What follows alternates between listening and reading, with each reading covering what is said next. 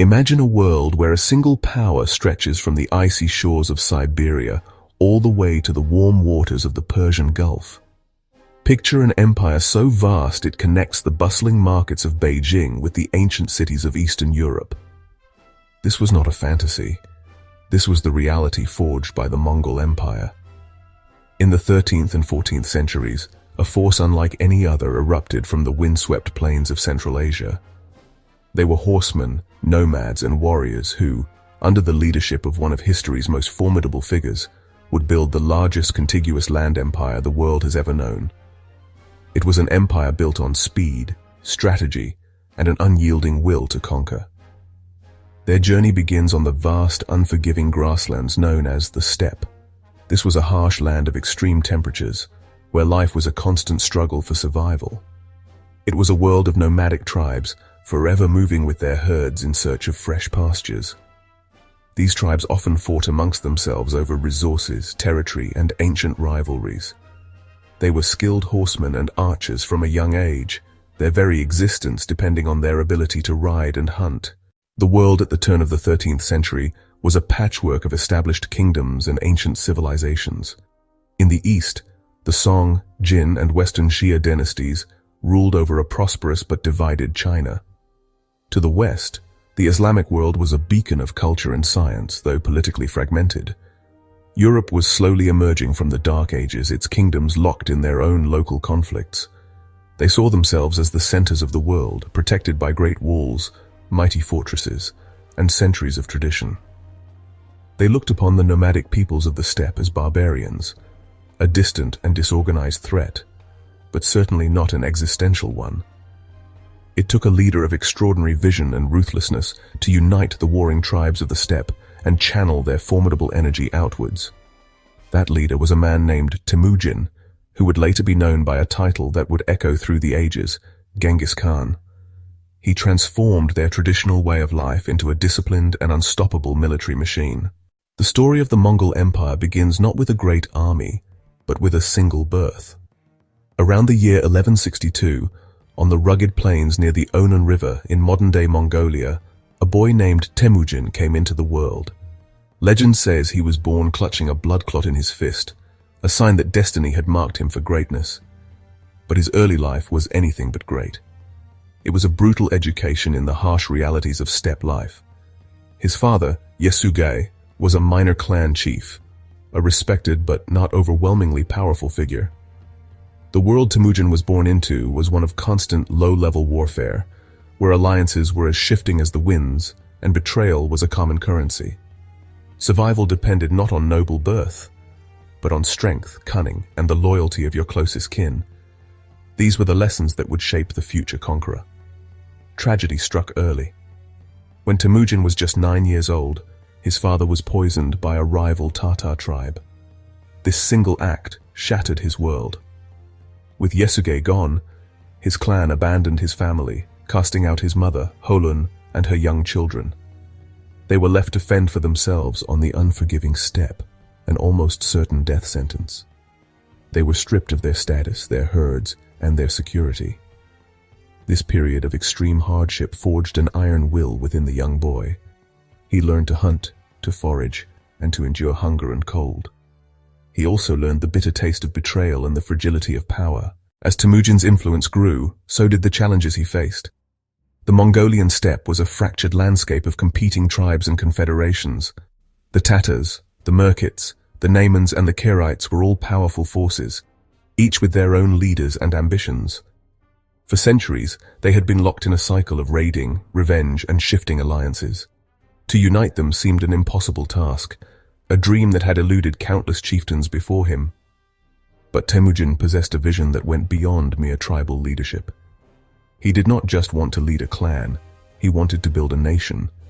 He understood that the constant infighting was the source of their collective weakness, a disease that kept them vulnerable and poor. The only way to break the cycle was to destroy it completely. His relationship with his blood brother Jamuka began to sour. While Temujin believed in a merit-based system, promoting skilled and loyal men regardless of their birth, Jamuka clung to the traditional aristocratic order. They were two powerful leaders with two competing visions for the future of the Mongols. Their friendship eventually fractured, leading to a bitter rivalry that would split the steppe. By the year 1206, the wars were over. The steppe was quiet. For the first time in memory, a single leader held undisputed authority over all the peoples of the Mongolian plateau. To formalize this monumental achievement, he summoned a great assembly, a Kurultai, on the banks of the Onon River. At this great gathering, Temujin was proclaimed the supreme ruler of all the Mongols. He was given a new name, a title that would become feared and respected across the known world.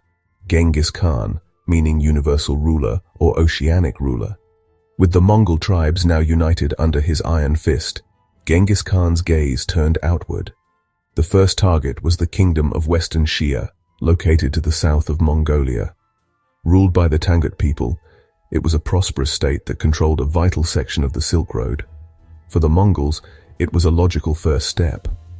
The campaign, launched in 1209, was a dress rehearsal for the much larger wars to come.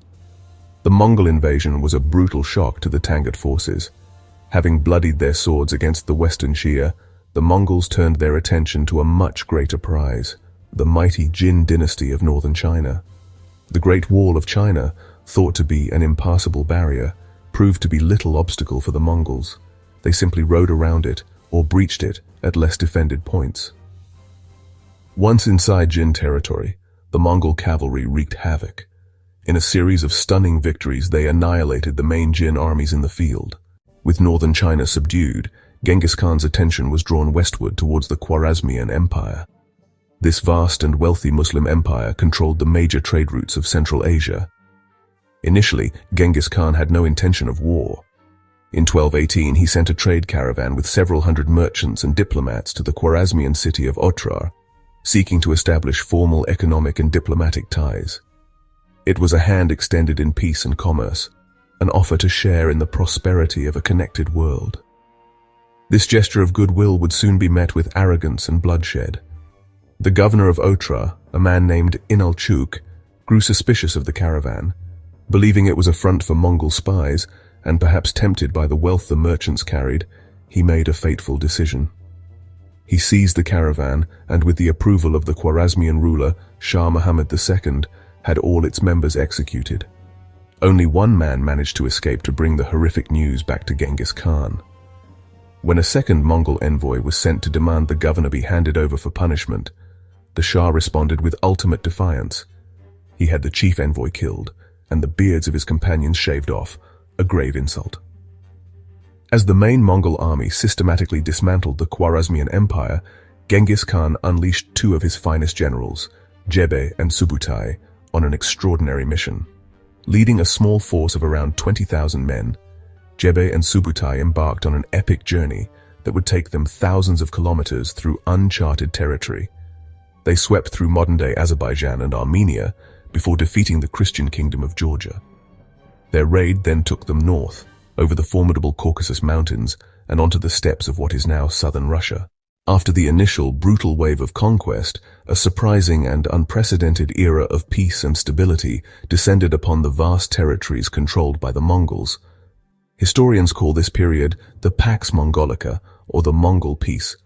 For roughly a century, from the mid-13th to the mid-14th century, the iron grip of Mongol rule imposed order across the largest contiguous land empire in history. By uniting the entire Eurasian landmass from China to the Black Sea under a single administration and a single set of laws, the Mongols effectively eliminated the constant warfare between petty kingdoms and raiding bandits that had plagued these regions for centuries. With the Silk Road secure and bustling, the Mongol Empire became a conduit for an incredible exchange of goods, ideas, and people. The volume and variety of products moving between East and West reached levels never seen before. From China came the most coveted luxury goods, exquisite silks, fine porcelain, and potent spices. The Mongol court itself, particularly at Karakorum, and later at Kublai Khan's capital of Khanbalik, what we know today as Beijing, was a cosmopolitan center that actively recruited and welcomed talented individuals from all corners of the empire. Perhaps the most significant consequence of the Pax Mongolica was the rapid transmission of technology across the Eurasian continent. One of the most world-altering technologies to travel west from China during this period was gunpowder. While the Chinese had known about gunpowder for centuries, the Mongols adapted it for more potent military use. They employed Chinese engineers to build explosive bombs, rockets, and primitive cannons, which they used in their sieges in the Middle East and Europe. This knowledge would eventually lead to the development of advanced firearms that would revolutionize warfare and play a key role in the rise of European global dominance. The Mongol Empire, for all its immense power, carried the seeds of its own destruction within it. Its greatest strength, the family of Genghis Khan, also proved to be its greatest weakness. The breaking point came with the death of Möngke Khan in 1259. The succession dispute that erupted between his brothers, Kublai and Arik Bök, spiraled into a full-blown civil war. The empire had fractured into 4 successor states: Kublai's Yuan dynasty in China, the Golden Horde in Russia, the Chagatai Khanate in Central Asia, and the Ilkhanate in Persia. As the Mongol rulers of the different khanates settled into their new roles as sovereigns of sedentary civilizations, a fundamental change began to occur. They started to lose the very things that had made them unique and formidable. The fierce steppe warrior was slowly being replaced by the palace-bound emperor. As Mongol elites moved into cities and adopted more luxurious lifestyles, they lost their edge. The army began to rely more heavily on conscripted soldiers from the local populations, who lacked the innate skills and discipline of the original Mongol warriors. The fall of the Yuan dynasty in China was a devastating blow, but it was just one part of a wider, empire-wide collapse. In 1380, at the Battle of Kulikovo, a united Russian army dealt the Golden Horde a major military defeat. While Mongol rule would linger for another century, their grip was broken. In Persia, the Ilkhanate disintegrated into a patchwork of smaller states following the death of its last effective ruler and the devastating arrival of the Black Death. The Mongol Empire, in its meteoric rise and eventual decline, left an indelible mark on the canvas of world history. It was an empire forged in fire and blood, responsible for conquests of unimaginable brutality and the deaths of millions. The destruction of great cities like Baghdad and Samarkand, and the wholesale slaughter of their populations, represent a dark and terrifying chapter in human experience. For the people who stood in the path of the Mongol horsemen, the empire was an apocalyptic storm that swept away their worlds, leaving behind only ruin and despair. Yet to see the Mongols only as destroyers is to miss half of their story. They were not just conquerors, they were also connectors. After the initial wave of violence, they established the Pax Mongolica, a century of unprecedented peace and stability across the vast Eurasian landmass. A merchant could travel from Venice to Beijing under the protection of a single power, a feat previously unthinkable. The fall of the Mongol Khanates did not erase their influence. In many ways, it cemented it. In the east, the Ming dynasty that expelled the Mongols from China inherited a unified nation.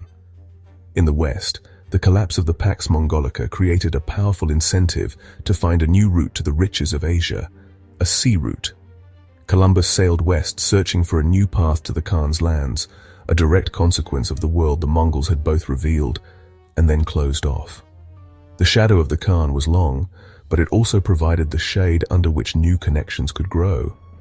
The world that emerged from the ashes of the Mongol Empire was a fundamentally different place, forever changed by the empire that had both connected and conquered it.